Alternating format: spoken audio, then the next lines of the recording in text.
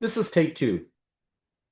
I had nearly completed the video when my computer died because I had forgotten to plug it in. And there is a way for me to have just edited the video and then added. There is. But I decided, as my mentor, Mike Pites, for the record, look up Thursdays with Mike. I'll put a note below. Look it up. He's a fantastic theater director. I'm interviewing every week for Thursdays with Mike. But as Mike would say, there's a reason why you do a dress rehearsal. So my first take on this was a dress rehearsal. But as they also say, the show must go on. Um, the biggest piece of news in the world is the fact that the President of the United States has become the mad president. And the world is now acknowledging the fact that we have a mad king running our country. That's all you're getting from me on news. Oh, that plus the fact that the economy is really going into the toilet. Um, and you get to watch my dog walk across the top of my couch.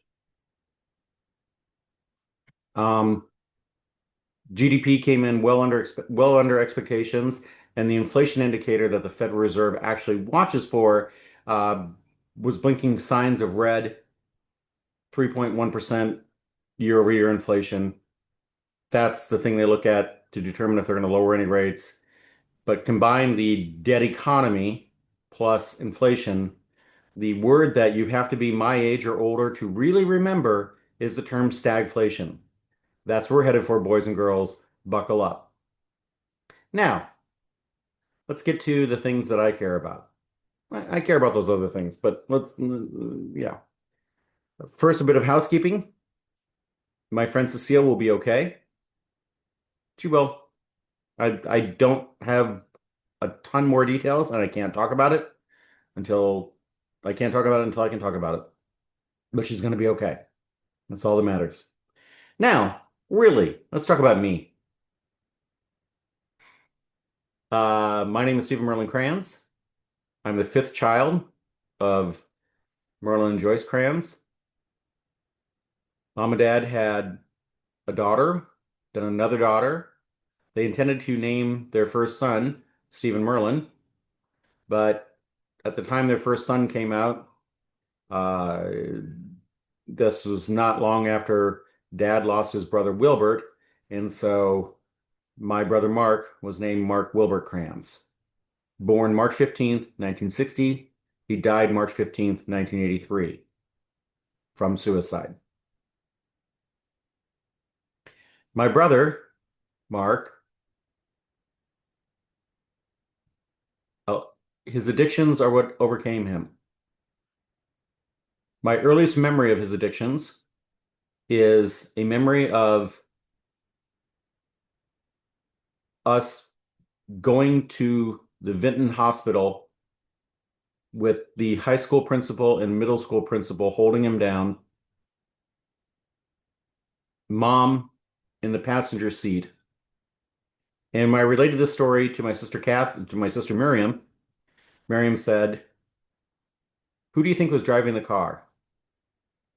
So I had the memory right. I just didn't remember who was driving the car. How Mark, as a ninth grader, found a drug that we do not know to this day what drug he took.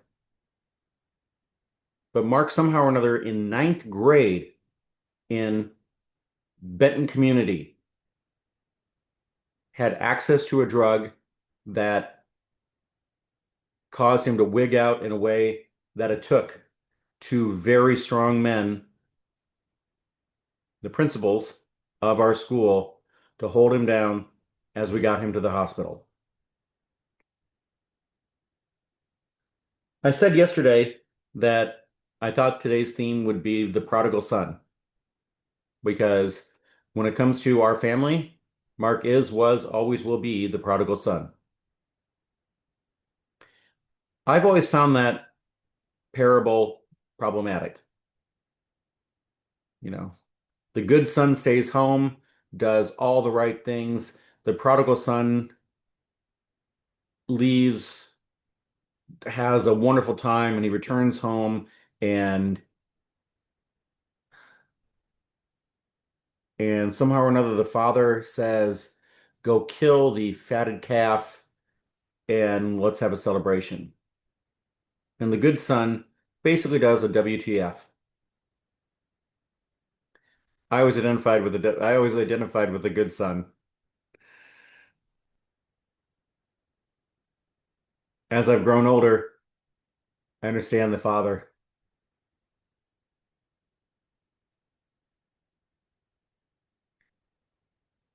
I knew this day was coming, and I know that I'm doing daily videos. And so I reached out to several of my friends and said, I want to talk. And I talked to several people. Let's be clear, I'm very lucky on this. I talked to several people. The person I'm going to call out on this is my friend Darren, because he brought up a study. Darren's an academician, to be clear. When you're in academics, yeah. He brought up a study that I had heard of, and the details don't really matter, except to say that at some form of seminary, which of course, if you're at a seminary, you definitely study the Bible. And so the story of the Good Samaritan, the person who stops along the side of the road to help somebody in need, that's a you don't have to know a lot about Christianity to know the Good Samaritan. Anyhow, they did a study where they set up an issue where they knew the seminarians are going to walk along this path on their way to class, and they see somebody who's in need of help. And basically, none of them stop to help the person in need of help.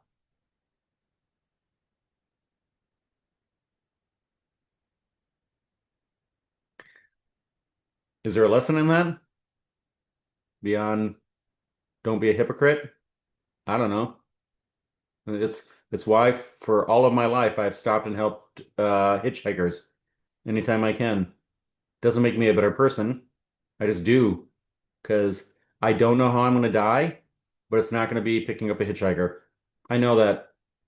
And as a white cisgender male, the worst they're going to do is rob me. I can live with that risk. Um, if there's one thing that angers me, it is people who have at different times in my life tried to claim that I used my brother's death to somehow or another enrich my world. Have I won a speech contest or two or three giving the story of Mark's death? Yes. Yes. It's genuine, it's real, it's raw, and I know how to do it. So, yeah, I guess I guess I've milked that for all I can.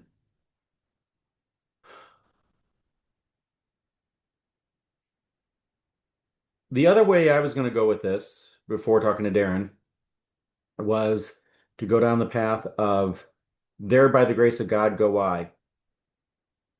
Mark and I are unbelievably similar. He's 9 years ahead of me in school, and even with that 9 years difference, there were so many teachers, including the vice principal who held him down in the car, who always called me Mark. So to Mr. Blackledge, I was never Steve. I was Mark. And every time he did it, he winced and was like, I'm so sorry, I'm so sorry, I'm so sorry. It's okay, Mr. Blackledge. It's okay. It, it was not easy for me when I heard it, but now it's okay because my brother Mark was a good man. There by the grace of God go I. It could have been me.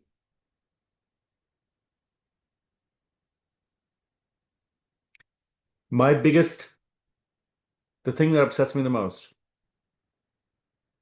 particularly in the time we're living in now, it's always upset me the most, but particularly in the time we're living in now is the lack of empathy of our fellow human beings.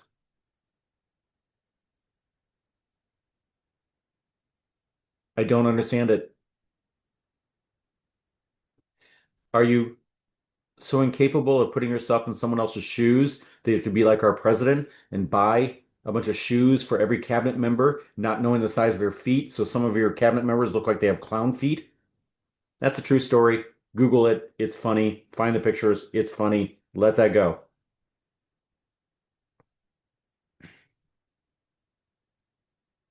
I simply do not understand the lack of empathy. The single best thing I've done,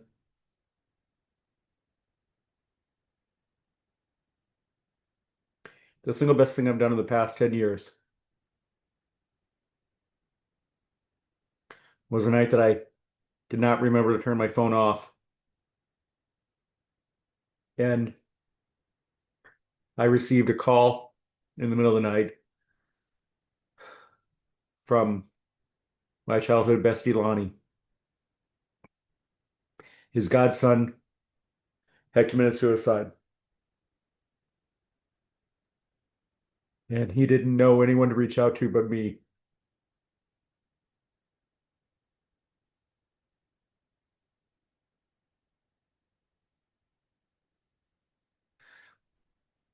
I was able to be there for him. And as I've told him and his sister, the mother,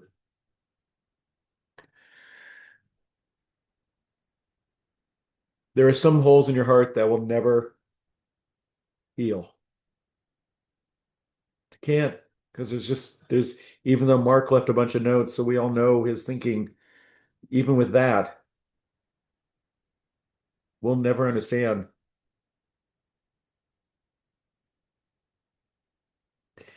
I don't do so many people now, it's become the popular thing to do who are the 10 people who care about suicide that they're willing to share this to their wall and make sure 10 other people do it. How many people are willing to do the push-up challenge where I do push-ups and I'm going to do how many push-ups that I know people will show that they care about depression. Yeah, I don't do those games because somehow or another that's a bizarre thing to shame somebody into helping other people. If you want to help somebody else, you help them. It doesn't take some challenge to do it. You help them. I do not know. My background is basically organizational psychology mixed with behavioral economics. So the study of whether something is a trait or a learned behavior, that is that is what we study. I do not know whether or not empathy is a trait or a learned behavior. Would I be as empathetic as I am if I did not have Mark as an older brother? My guess is I wouldn't be. My guess is that I would be a total arrogant prick. Not just 90% arrogant prick, 100% arrogant prick. Or I'd be dead because I would have followed his footsteps in a bad way. There, by the grace of God, go I. I've said enough. I wish you all well. See you tomorrow.